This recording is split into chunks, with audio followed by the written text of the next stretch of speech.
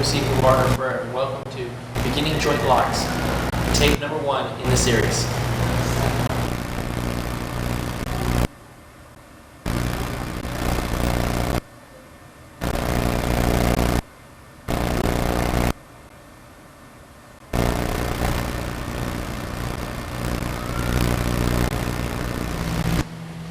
Sometimes you'll need to create some pain in order to get your opponent to comply before you can actually get your joint locked.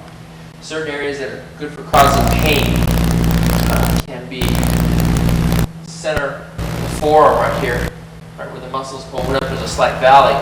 By using the tip of your thumb and depressing in while elevating with your hands up, actually squeezing together, not just pressing down, you can dig in. That will cause the arm to want to bend. It'll also cause him to want to loosen up, trying to get away. Another area is in the back of the tricep right here at the base. There's a tendon that comes down and connects to the elbow. By using the knuckles to depress in, you want to press it all the way until you get it to the bone, and then a slight wiggle.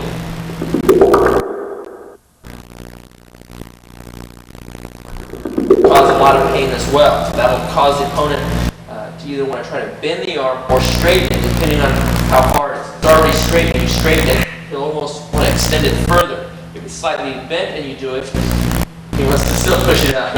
Sometimes they'll wish to bend it, in which case then that'll give you your other types of locks. Turning the arm all the way over, just on the inside of the arm here, there's a groove at the base. There's the bone where it connects. There's also another tendon that connects right there that causes a little bit of pain.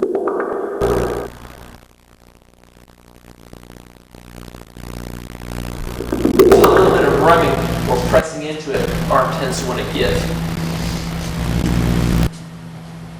Another good area is up here in the neck. You want to push the finger, the base of the collarbone, and where the neck muscle comes in. And again, it has to be a straight energy at a 45 degree angle. Pressing down won't hurt as much as pressing in at a diagonal angle. The inside of the shoulder, where we were pressing earlier, right there in the joint itself, has a tender area. This works really well for locks. When you're trying to apply a lock that's moving your opponent in one direction and you wish him not to go in that direction, you can simply apply pressure there. You can reach in and grab it to get him to go back. Grabbing the pec muscle comes out, connects to the shoulder. There's a small tendon right here. Using the fingertips to reach in and grab and pinching that also causes the opponent to extend himself. A distraction area is to grab the handle right here on the side. Grab, you don't just grab and press in, but you actually grab and then roll it underneath as if I was rolling a piece of cloth into my hand so I get a nice tight grip. You can grab and then roll it underneath. That'll cause your opponent to be slightly distracted. Base of the nose is another good area. Pressing at a 45 degree angle back can cause the opponent's head to come back. Sets them off balance for other types of techniques. Energy is very important. It's not going in, but it's going up at a diagonal angle, 45 degrees. Another pressure point from a seated position. So you sit, you have somebody that you need to make stand up so that you can do something. Using the tips of your thumbs or your fingers, pressing in just at the base of the ears, coming in and up. Your opponent will be more than happy to want to stand up for you.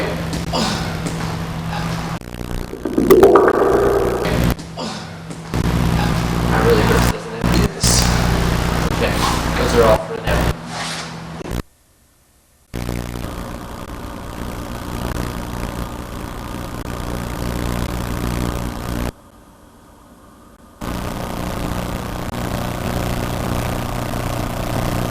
Number 1.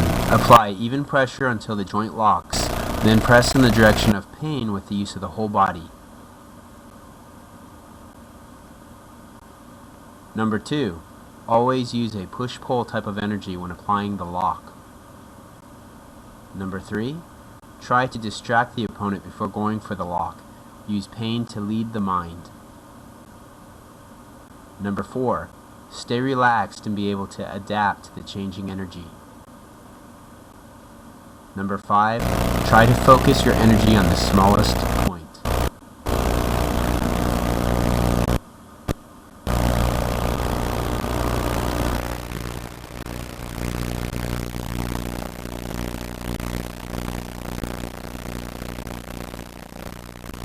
Okay, first concept I want to talk about is how to seize the joint lock. You never want to just try to reach out and grab it. By grabbing quickly, they have the ability to compensate. They'll react just as quick. The joint lock can come, or should come, as a surprise to the opponent. So the idea is to be able to apply pressure until it's locked before you apply the lock all the way in. So pressure should meet the lock or lock the joint, and then apply the pressure that you want to direct the pain on the opponent.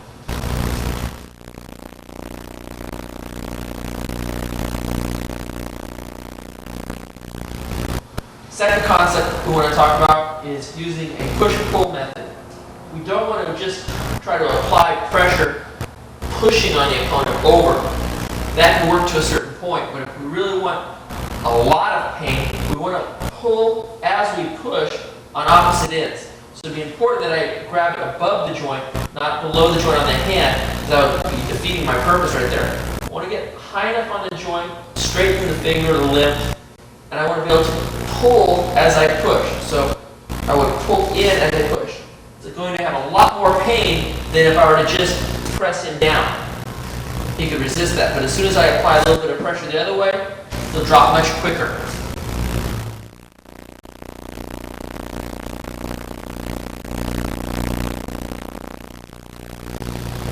Third concept we want to work on is understanding that before going for a joint lock, we want to grab it. We want to be able to distract our opponent. Right now, when an opponent attacks, their mind is going to be on what they're doing. Their intent is in this hand grabbing me, and he's anticipating some type of resistance, either me pulling away or me trying to reach up and grab his arm in some manner. What I want to do is get his mind off of this before I go to grab it. So a simple distraction of pain, like kicking him in the shin or hitting him in the sternum, or even just a quick slap to the face, either way to get him to become distracted, then his intent will loosen up, allowing me to seize the joint, grabbing it and then applying my lock. So simple distractions again, kicking to the shin, slap to the groin, hit to the sternum, slap to the face, spitting in someone's eyes could be something gross, disgusting. Either way, it's going to distract him. He's not going to think of what he's doing, and then I can go for the lock.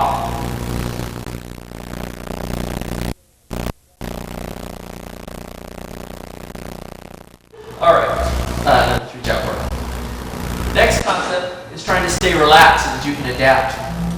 Once you start to seize your lock, if you don't catch the opponent off guard or surprise him by applying it, he might try to resist. If he tries to resist, we don't want to fight him. If I'm trying to push here and he's fighting with his finger, because as he's applying energy this way, I can simply go with the lock and use his energy against him. If I were to, say, reach and pull here, push on his fingers, and he goes to pull the hands back, I'm pulling towards you, I could easily go with him and apply more pressure onto the lock. So you have to stay relaxed. If I try to grab it and force him and he tries to fight back, there's going to be a lot of time here where if I wait too long, he's going to hit me. And I don't want that. So it's important that as soon as I try and he catches it, I have to be able to adapt and go with whatever energy he gives me and use that to my advantage.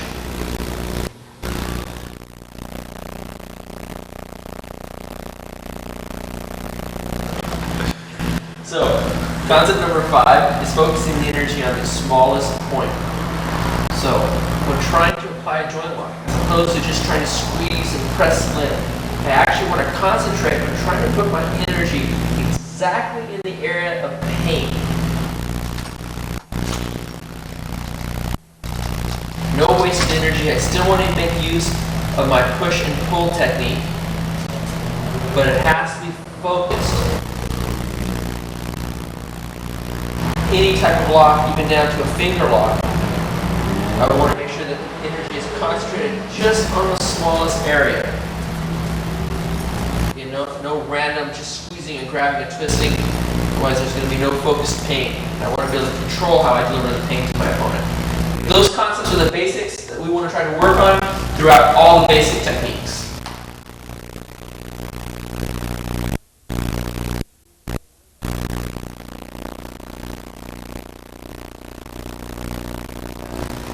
Okay, so the first joint lock we're going to use, finger lock, point, or any way you get the finger. We're going to grab the finger, use the back of our index finger as our brace on this side of the joint. We're going to use the palm of the hand to go against the tip of the finger so that we have our opposite end forces. And we're going to press down while we elevate with the index finger. And we apply the pressure until the opponent's up on their toes. Once again, from the point, we reach out, grab the hand, keep the index finger extended for our brace, rotate the wrist, and then elevate.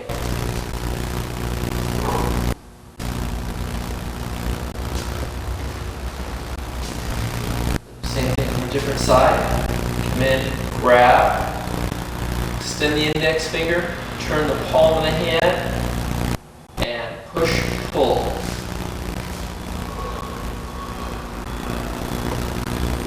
That will work with any 1, 2, 3, or 4 fingers. Same thing will work from here, come under, use the index finger at the joint. The pad of my thumb catches the tip of the finger. From here, I elevate, push, pull once again, applying pressure with the index finger at this side of the joint while pressing down. All the way up until my opponent comes up to their toes.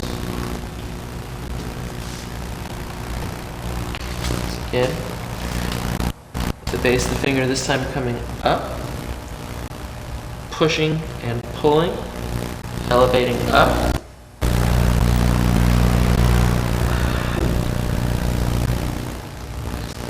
And pulling. Same thing will work from a different grip, from the same point. Rather than coming under, I can come over, placing the index or the small pinky finger as my bar at the joint, and using the thumb at the tip of the finger, and this time pressing down.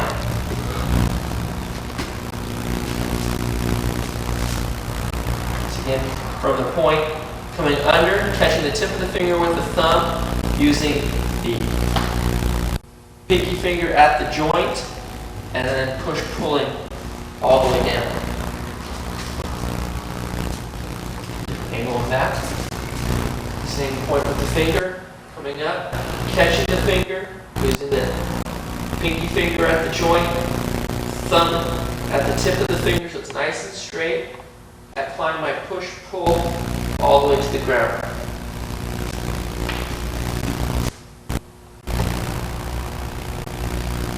Coming from underneath, reaching up using the little finger at the joint, using the thumb itself on the tip of the finger,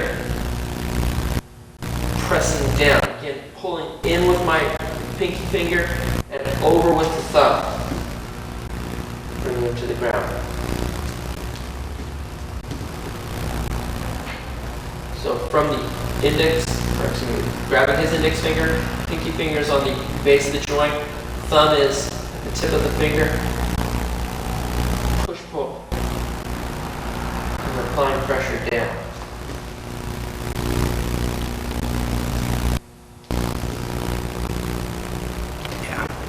So the base of the joint, tip of the finger, pressing down, pulling and pushing at the same time.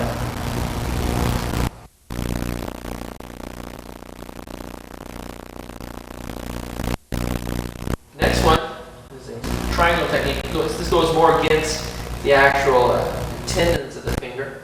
We're going to go with the movement of the joint. We're going to try to take the finger and press it at an angle. So I'm actually taking the tip of the finger and pressing it towards this middle joint. I don't want to just bend it back, but I actually want to think of pinching it towards it. You can see a little line of energy right here, as if I'm pinching these two fingers. Here's my push-pull. It's both going opposite of each other. And I'm bringing them all the way up just with that. There's a lot of different ways of grabbing that. We can even have our own finger in there and apply that same pressure, and it'll bring them up again. So again, we're going to take the finger in a straight position. We're going to reach up, catch it with our index finger, over with the thumb at the tip of the finger, and then we're going to pinch it in and down. And that should hold the lock right there. Fingers out, come up, catch it with the index finger, place it in between the middle, use my thumb on the tip of the finger, brace it with the back of my middle finger, and then I'm going to press in and pinch the finger together until I get them to have the pain I want. The same type of lock can be applied with the thumb. For example, from a grip position, using the palm of your hand to press in on the tip of the thumb and catching them at the wrist, applying pressure in. Let's try that from a different side. From the grip, come up, catch the thumb, catch the back of the joint as I jam it up, form a nice little bar there, and I pinch it in. Again, the energy is with the palm of my hand and the fingers. Push, pull. Pulling these fingers in, pushing this finger in, and it jams the thumb up, pinching that tendon right there. Same thing can be used on a wrist grab, coming up and attacking the little finger. Try to change this view. As you grab, just simply expanding the wrist, pinching the tip of the little finger and catching the back of the knuckle, and pinching down, which obviously open up other fingers in the wrist for other locks. So reaching up, grabbing the tip of the finger, pressing the joint in, not bending it, but actually pressing it towards the middle joint until I get my pain. Other one, grabbing, using the tip of the finger and the middle joint and compressing it inward. Get the thumb out of the way, please. There we go. Or using that exact same thumb and pressing it and trapping that as well.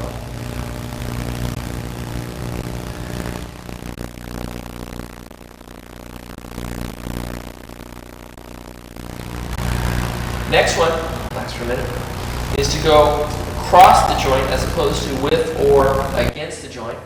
Hand is out. We're going to grab, we want to go against the wrist. So we're going to actually place the index finger, the base of the pinky joint, not on the palm or the wrist, or on the hand, or on the index finger. The middle of my hand is going to trap the tip of the pinky so I can keep it straight. And I'm actually going to bend my wrist in, pulling the hand back, almost as if I was lifting something or tilting it back. Very important here that I keep his hand in a flat position. And again, I want to push-pull as I elevate that. So the leverage will be coming in here. The same thing can be done, grabbing, turning it over, and coming down with it. Again, the same pressure on a push-pull right there.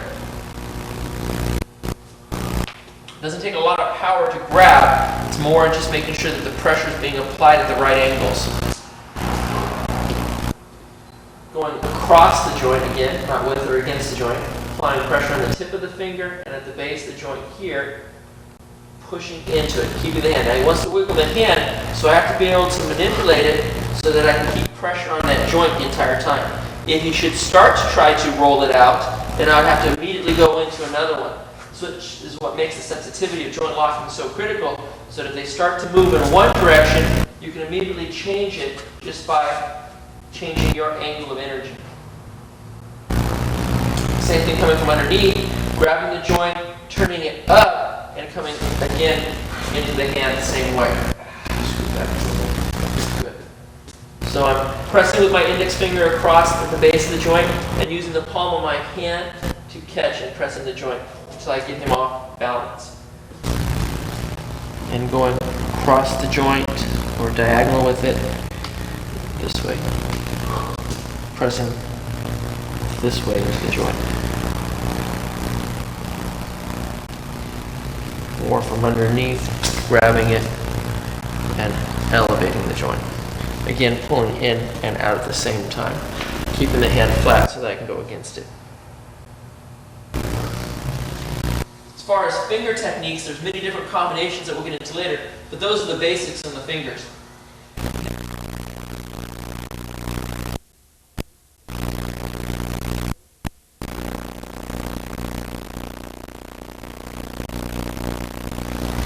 Next we want to work on is the wrist. The wrist is a little bit more complex, a little different angles we have. It has less flexibility than, let's say, the little finger or any of the individual fingers. What we're going to do is start with the wrist out. We're going to do the traditional Chinese wrist lock. Thumbs are in the middle of the palm, below the knuckles. Both thumbs are in. We're going to form a bar with the thumbs firmly pressed into the palm. Middle finger will be in the palm of the hand. We'll avoid coming in across the wrist. Now, we're not only going to press inward, but we're again pulling towards us as we push. And if necessary, we could add a twist to it at an angle, which would again increase some more pain. So once again, we want the thumbs firmly planted on the back of the wrist, fingers in the middle of the hand. We want to pull in as we push down. If necessary, again, we can twist. Same type of lock can be increased in the amount of pain by actually sliding up and pinching the fingers over as we apply the lock. Puts pressures on this metacarpal area. So we're going to the other side. Same wrist lock. Coming across, grabbing the middle of the hand, fingers in the base of the palm, avoid hitting the wrist, pulling and pushing as we bring the opponent down. Again, if necessary, we can add the twist or bend the fingers in for even more pain. I can do the same technique coming around the other way, pressing in and over. Now, you'll find though that you'll get a lot more pain if someone tries to fight this, or just in general, if you take this more of an angle at 45 degrees. So not only do you want a push and a pull, but you want a rotation to this as well. And if I'm just trying this with one hand, I can collapse the fingers and roll them in a ball, and that will actually put a lot more pain on the opponent as I pinch all the metacarpals. Using the opposite side, twisting the hand, same thing, staying in the middle of the palm, again below the knuckles, pulling and pushing over the top. And this is the same one that we can use to twist to add more pain, or can collapse the fingers for more pain.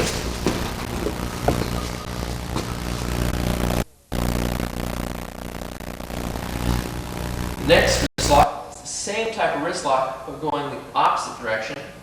Hands out. This time we're coming across and bending him forward, as opposed to the other one which bent him over back. Same thing, we will pull and push, keeping the thumbs in nice and tight. Bring over. This time applying pressure to the little finger would not work, since we are bringing him in the opposite direction. Twisting the wrist, however, does apply more pain. Once again, coming across, grabbing with the thumb, flipping it over, making sure to avoid the center of the hand, applying a pull-push technique as we bring them over. Opposite side, coming across, grabbing the center of the palm or the center of the back of the hand, making sure that it's below the knuckles, twisting the wrist over, again grabbing with the opposite thumb, fingers in the middle of the hand, and then applying my push-pull. Both of these locks can work with one hand if your hands are big enough. If you're going against someone with bigger paws than you, then two hands might be advised. Some of the simple joint locks, reaching in the middle, using the thumbs below the knuckles, rotating the hand around. Very important that I keep my fingers fingers out of the crook of the wrist. So again, I want it above the joint so that I can apply pressure. Again, I'm pulling in and over. So there's always an, turn your hand over please. I'm going to pull in as I come over the top here, as opposed to just trying to force them over the top with my fingers. Taking them the opposite way, pressing in and over, and again bringing it to the ground.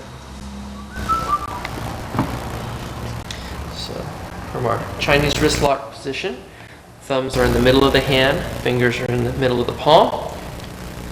From here, pulling, which is straightening the tendon in the joint, as well as pushing over the top.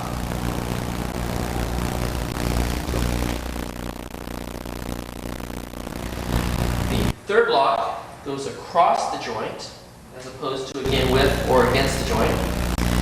As they reach out with the hand, we're going to flip the hand so that the palm is straight up and down. And we need to use enough energy in our own hand so that we keep their hand flat without allowing it to bend or collapse. Otherwise, the lock isn't as painful. From here, we're going to elevate with our thumb at the base of their fingers. We don't want to be too far from the fingers, otherwise we will lose, again, a lot of leverage. And then we're going to depress with our little finger. So again, our push-pull technique as we apply pressure down. So once again, you reach across, grab the hand, flip the hand over so that it's perpendicular to the floor, keeping their hand flat, and then applying a push.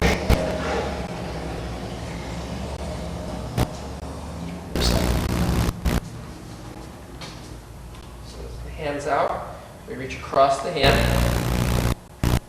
turn, make sure to keep our thumb at the base of the fingers, and the little finger at the base of the wrist, using a twisting or opposing force type of energy. We are elevating and depressing at the same time. The same thing can be used to bring it up. It's like a handshake. Again, coming down and up, using this time the index finger to hook at the wrist, and the thumb at the base of the index finger on his hand, and elevate it upward.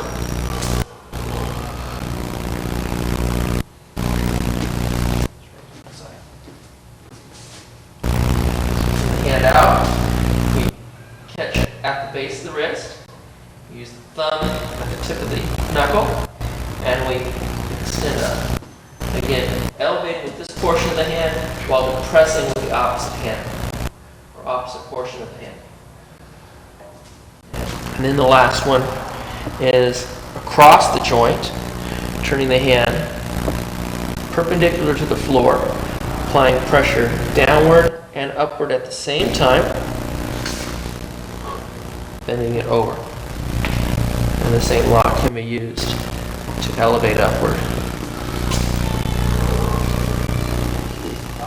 From a grab, clothing grab, flipping the arm over, again using my push-pull, keeping my fingers above the wrist, I'm going to press down as I elevate, not even fighting his lock, letting him hold on to my shirt as much as he wants as we press down.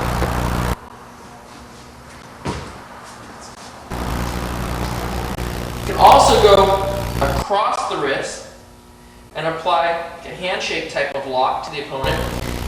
With this hand, I'm going to elevate as this hand again presses a pull-push, lifting the opponent straight up. So the energy will be coming up and down at the same time, elevating. Could be done rotating over the same way here, bowing to my opponent.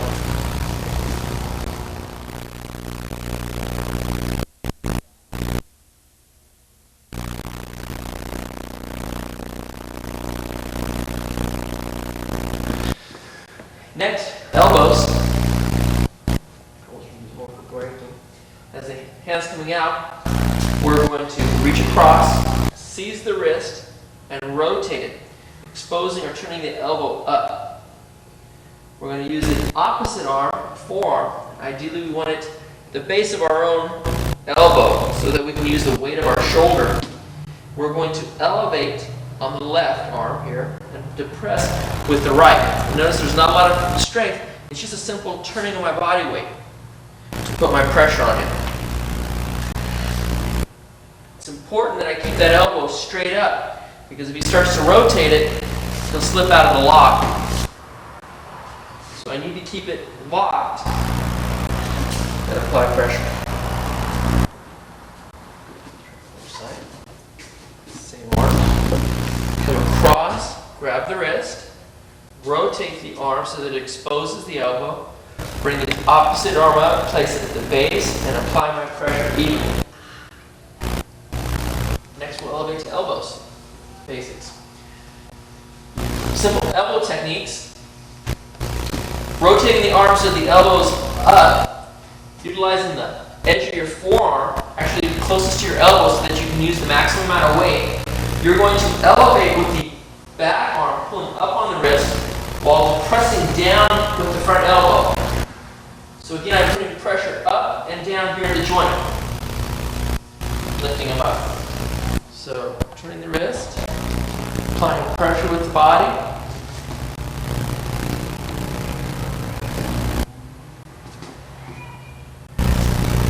Versus.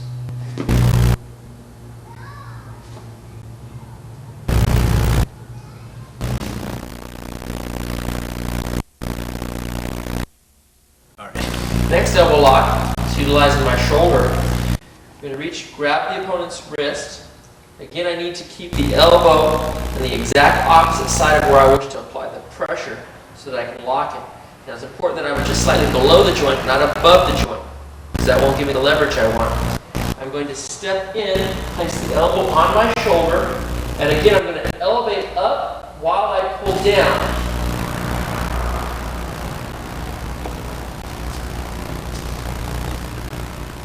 Work from either side.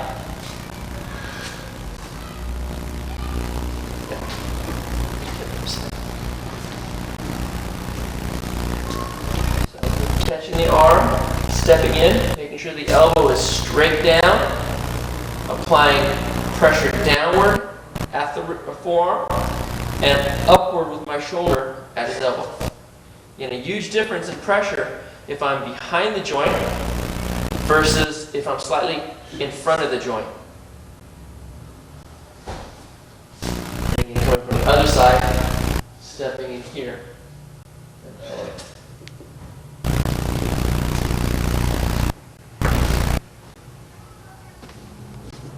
Next one. Going in, elevating, and lifting down.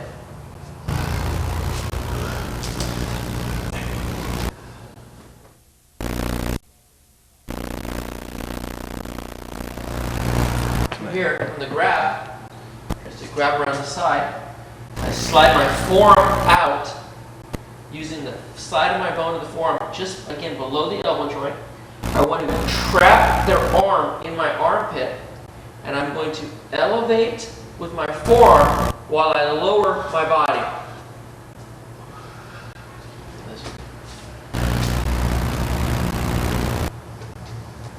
So once again, he reaches for the waist, grab, I come underneath, hook below the elbow joint, keep my arm with the bony portion of my forearm up.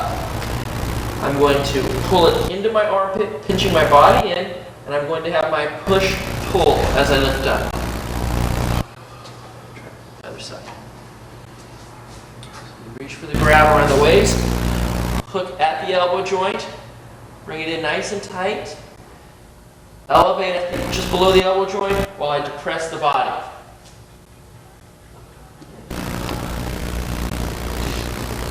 And the last one from underneath, hooking and elevating and lifting. So turning the wrist, applying pressure with the body.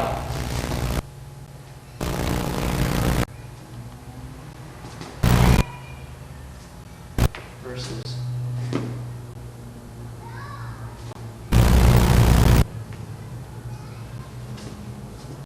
Next one. Going in, elevating, and lifting down.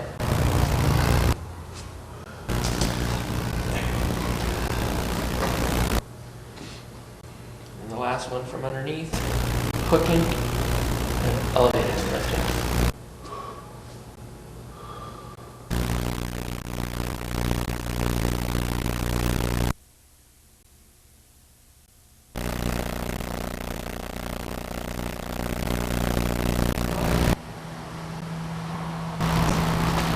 Shoulder locks. Stick out your arm. This shoulder lock, we're going to make contact with the opponent's wrist with our forearm. We're going to reach on the inside, the back of our thumb, and we're going to bend the arm.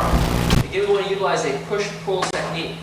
So we're going to push down with my left as I elevate with my right, cranking the shoulder. Again, however I hit it, I'm going to elevate and push down. I want to make sure that while I'm applying this pressure to the lock, that I don't just do one or the other. If I were to just push down, if I just push down, that shouldn't be too painful. He should be able to actually tighten his arm up and fight it. If I just try to elevate this without pushing down, again, I'm fighting a lot of force right there and it's strong enough. But if I make use of both, my push-pull right here, it should be quite easy. Different angle. So I make contact with the wrist. It's important that I go from the wrist down, so I'm actually getting the forearm. If I make contact with the hand, when I go to apply the lock, his hand's actually going to give and go back this way, in which case I can slip off. With the elbow, I need to make sure I'm right at the bend of the elbow. Too far out or back, I'm not going to have the leverage that I want to bend that up. My push-pull comes in, and bring my opponent down. I can even take this and lock it up nice and tight so that there's no way for him to slip out, and then elevate and drop down at the same time.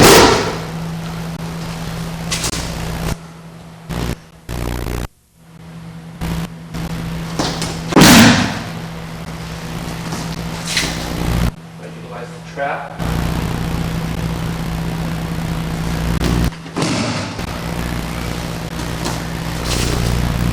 Other side.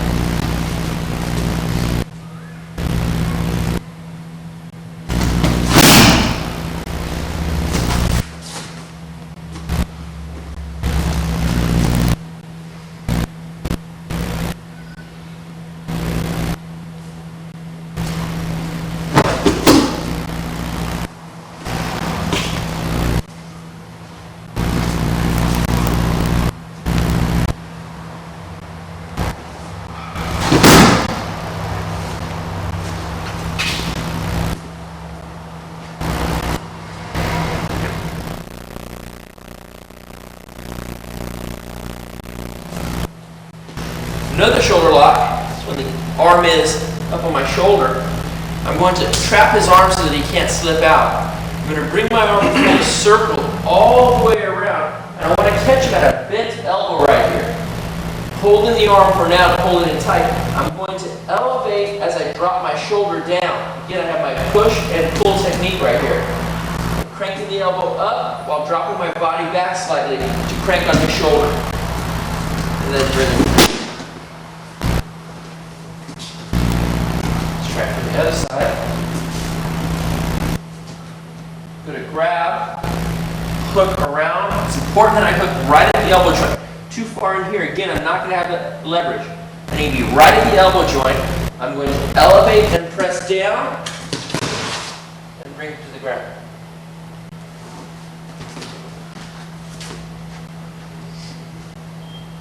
Second one is overhook.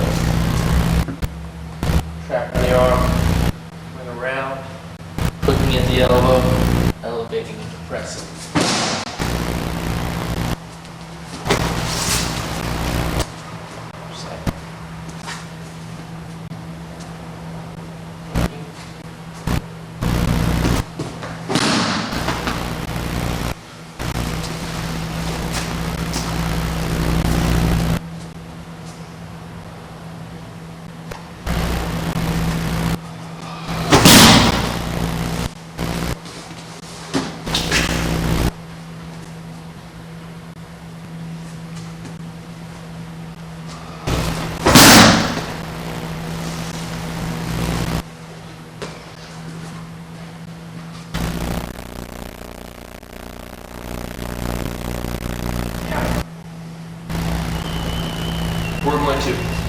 hook the wrist,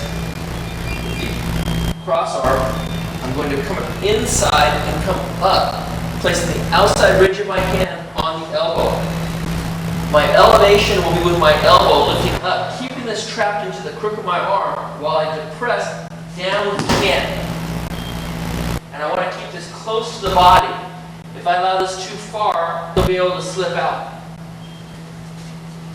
So his hand is down, I reach across, come in, hook, keeping this in tight, elevate and press down. Other side. Across. This would also work on a grab, coming across here, slipping it, coming up to his elbow, elevating and pressing down. If I didn't want to take him down, I wish to maintain control, from this position here, I could depress him to the pressure point right at the shoulder, which causes him to go back as I elevate in. So he's fighting the pain. One way, trying to get away from it, while the other fighting the pain that the elbow is being drawn to his shoulder. So it's a lose-lose situation for him. This area is very tender. It doesn't take much to cause pain. The third one is grabbing the wrist, coming in, hooking at the elbow joint, bringing it down. This is tight.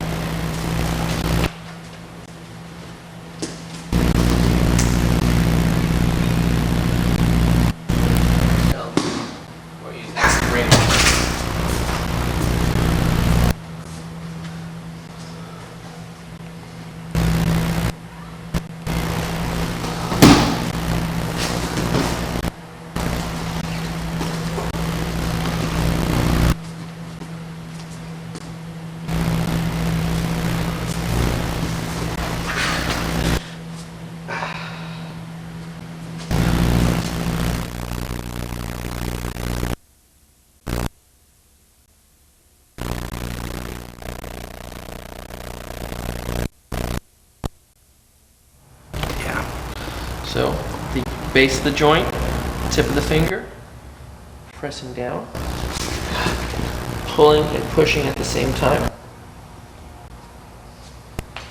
Again, the base of the finger this time coming up, pushing and pulling, elevating up.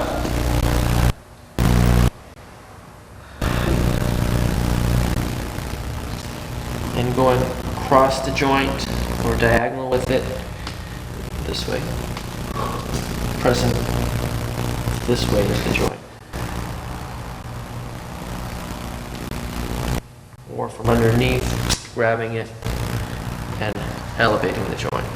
Again, pulling in and out at the same time, keeping the hand flat so that I can go against it. Other one, grabbing, using the tip of the finger and the middle joint and compressing it inward.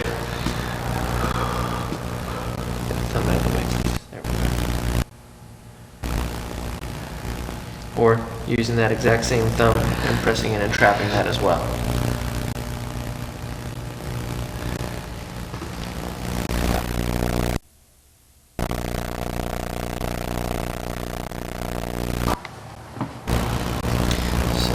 From our Chinese wrist lock position, thumbs are in the middle of the hand, fingers are in the middle of the palm. From here, pulling, which is straightening the tendon in the joint, as well as pushing over the top.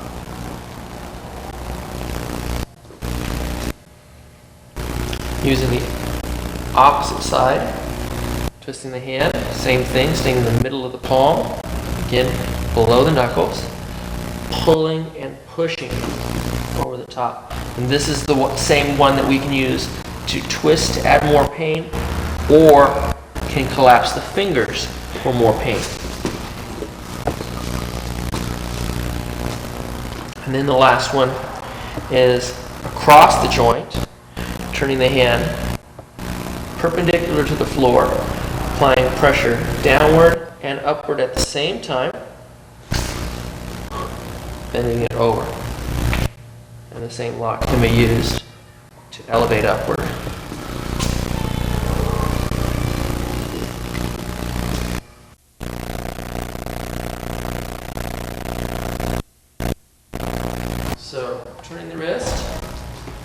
pressure with the body.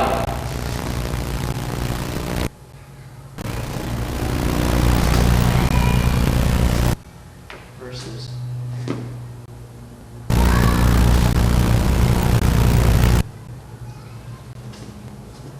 next one. Going in, elevating, and lifting down.